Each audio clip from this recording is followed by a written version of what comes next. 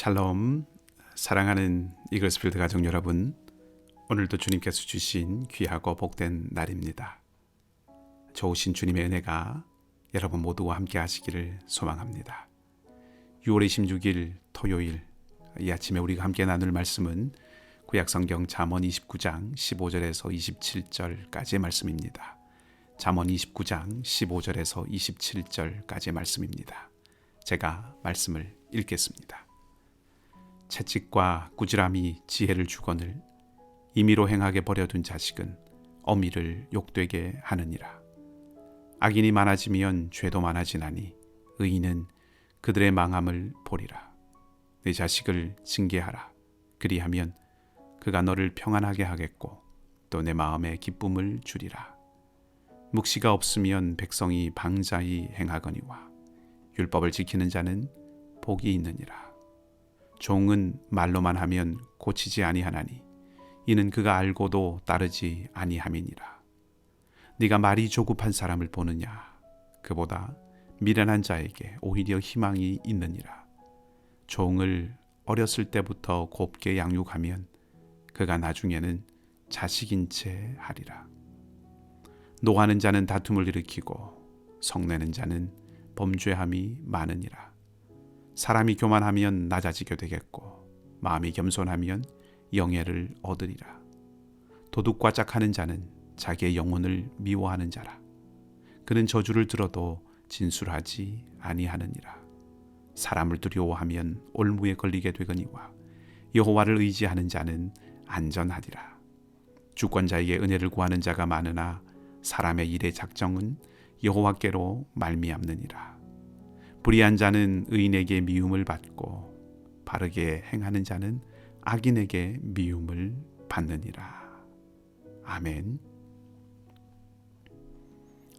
본문의 몇 구절들은 교육과 훈련을 통해서 더 지혜로워지고 온전해질 수 있고 하나님과 사람들 앞에서 더 나은 사람이 될 수 있다는 것을 말하고 있습니다. 15절, 17절, 19절, 21절 이런 말씀들입니다. 15절의 채찍과 꾸지람은 임의로 버려두는 것과 대조를 이루어서 바르고 옳은 것을 제시해주고 또 요구하고 행하게 하도록 하는 것을 생각하게 하지요. 곧 지혜를 얻기 위해서는 훈련이 되어야 하고 또 점검되어야 하고 무엇보다 본성과 싸워야 한다는 것입니다. 다른 말로 표현한다면 부모를 위시한 앞선 세대는 다음 세대를 향해서 본성과 싸울 수 있도록 계속해서 훈련시켜 주어야 한다는 것이죠. 근자의 소위 기술 문명의 발달로 정보의 양이 도리어 앞선 세대보다 다음 세대, 젊은 세대 가운데 더 많이 집중되고 문명의 여러 가지 이기를 다루는 기술 또한 젊은 세대 가운데서 더 뛰어나기 때문에 예전과는 다르게 인생의 경륜이 깊어진다고 하는 것이 점점 주변으로 밀려난다는 것과 비슷한 의미를 띠게 되는 그런 경향이 있습니다만은 인생이나 사회 또 역사를 일구어 가는 것, 한 공동체를 세워가는 것, 그것이 기업이기도 하고 가정도 그러하고 비즈니스도 학교도 심지어 교회까지도 마찬가지로 그 공동체를 세워가는 것은 기술이나 지식이 아니라 그것을 다루고 활용하는 사람의 가치관이나 또 세계관의 문제와 가장 밀접하게 연결된다는 것은 더 말할 필요도 없습니다. 그래서 기업들도 가치 경영을 말하고 학교도 교훈이 있고 우리 교회도 하나님 나라를 고대하고 이웃을 환대하고 하나님의 사람들과 연대하는 공동체라는 그런 가치를 표방하고 있는 것입니다.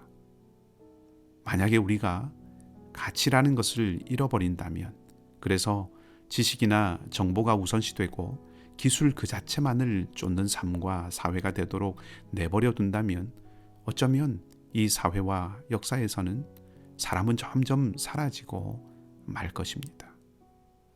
비관적인 말씀을 드려서 송구합니다만 그렇기 때문에 기술도 발전하고 지식의 폭도 넓어져 가고 정보의 양도 더 많이 축적되어 갈수록 사실은 가치와 세계관에 대한 문제는 더더욱 진지하게 다루어져 가야 한다는 것입니다. 근자의 소위 인문학에 대한 폭발적인 관심이 일어나는 것도 크게 본다면 바로 이런 문제에 연결될 수 있다는 것이죠. 이런 큰 이야기가 나와 무슨 상관이 있는가? 내 가정에, 내 자녀와 또 어떤 연관이 있고, 당장 먹고 사는 문제가 가장 큰 내가 사는 작은 영역과는 잘 맞지 않는 이야기는 아닌가 하는 생각을 할 수도 있습니다만은 사실은 그렇지 않습니다. 사회나 공동체란 말은 추상적이죠. 그 실체가 어디서 볼 수 있습니까? 구성원들 한 사람 한 사람을 통해서 확인할 수 있습니다. 교회, 복음의 공동체, 사랑의 공동체라고 합니다. 눈에 잘 보이지 않습니다. 막연한 개념이죠. 근데 그것을 어디서 경험합니까?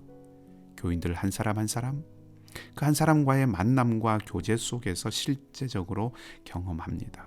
위로하고 위로받고, 격려하고 격려받고, 조언하고 조언을 듣고, 대화하고 논의하고 협력하는 이런 구체적인 상황 속에서 바로 복음과 사랑을 경험하는 것입니다. 그러니까 나 한 사람, 내 가정, 내 비즈니스의 현장과 영역, 바로 이것이 곧 사회요 공동체의 맨얼굴, 정직한 모습이라는 것이죠. 그래서 동양의 사상에서도 수신제가 치국 평천하라고 하여서 온 세상의 문제 출발을 자신의 문제에서부터 시작하는 것이죠.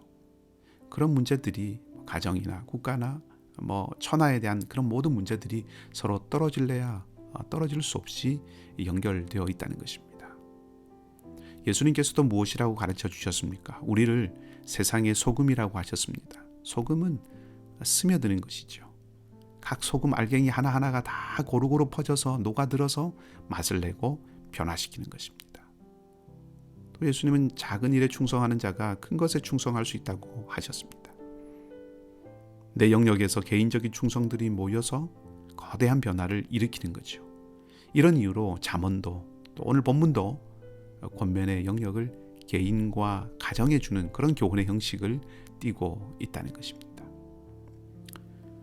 그래도 우리 마음속에는 그런 생각이 들 수 있습니다. 나만, 내 가정만, 내 비즈니스 현장만 그렇게 어떤 가치관이나 바른 세계관을 지니고 살아간다는 것이 과연 의미가 있을까? 다른 사람들은 다 그러지 않는데 나만 그렇게 바르게 산답시고 사는 것이 오히려 어리석은 일은 아닐까? 그렇게 살면 오히려 어려움만 당하고 늘 피해를 보고 사는 것이 아닐까? 이런 생각이 드는 거죠. 그래서 우리 마음은 하루에도 몇 번씩 더 무너지곤 합니다. 그런 우리를 향해서 하나님께서 16절을 통해서 말씀을 하시죠. 악인이 많아지면 죄도 많아지나니 의인은 그들의 망함을 보리라. 하나님은 마침내 악인의 망함을 선언하고 계십니다.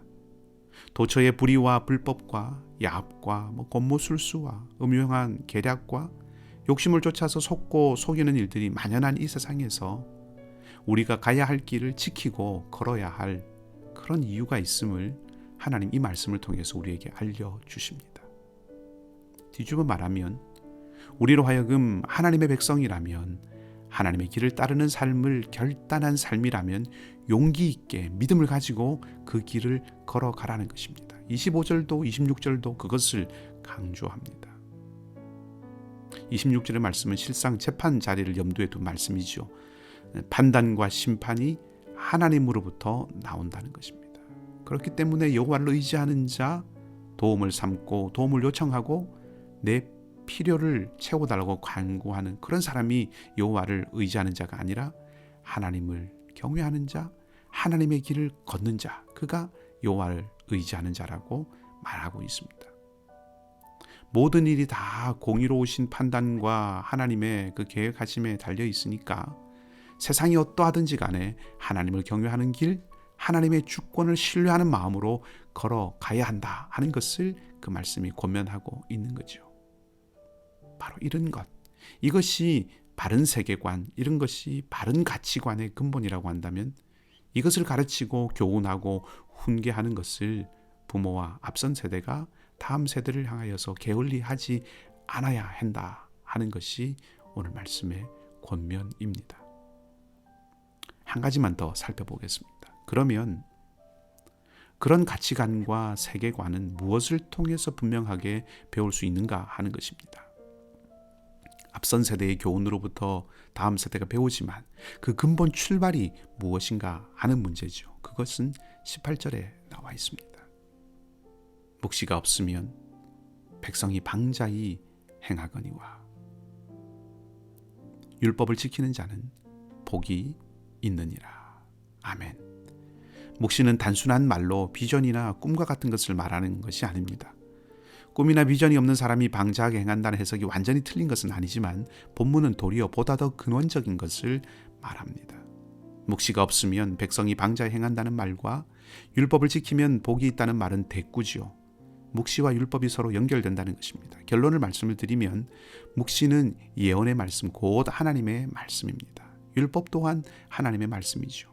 결국 하나님의 말씀이 있느냐 없느냐에 따라서 그 삶이나 공동체가 방자히 미련하고 제멋대로 멸망의 길을 향해서 갈 수도 있고 그 반대의 경우도 될 수 있다는 것입니다.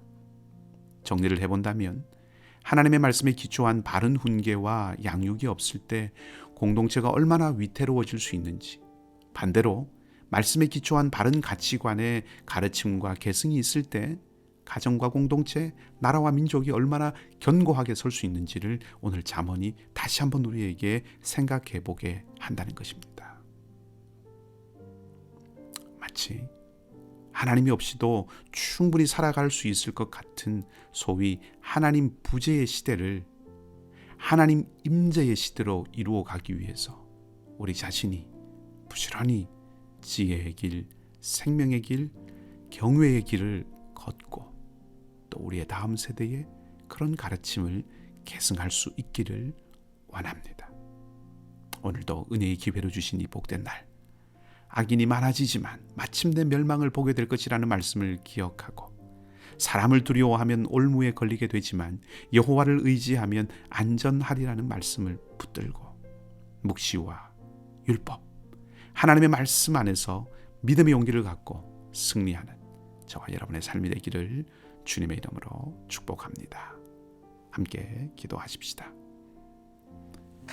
우리의 자고 일어남을 아시고 앉고 일어섬을 보시는 아버지 하나님, 은혜와 사랑에 감사를 드립니다. 이 아침 겸손한 마음으로 순전한 심령으로 사모하는 영으로 주님 앞에 서기를 원합니다. 하늘의 문을 열어주시고 하늘의 은혜를 내려주셔서 주님의 영으로 충만하게 하여 주시고 오늘 살아갈 믿음의 용기와 결단을 우리에게 허락하여 주시옵소서. 악인이 많아지지만 마침내 멸망을 보게 될 것이라는 말씀을 기억하고 사람을 두려워하면 올무에 걸리게 되지만 여호와를 의지하면 안전하리라는 말씀을 붙들고 묵시 그 하나님 말씀 안에서 믿음의 용기를 갖고 살아가는 사랑하는 우리 이글스필드 모든 식구들이 다 되도록 주님이 인도해 주시옵소서. 우리 중에 연약하고 지치고 상한 이들을 주께서 기억하여 주셔서 위로해 주시고 붙들어 주시며 회복의 새날이 속히 임하도록 주님 역사하여 주시옵소서. 오늘도 우리 모두와 함께 하실 주님을 기대하며 좋으신 우리 주님 예수 그리스도의 이름으로 기도하옵나이다. 아멘. 말씀을 생각하시면서 각자 기도하시기 바라고 오늘도 믿음으로 사는 복된 하루가 되시기 바랍니다.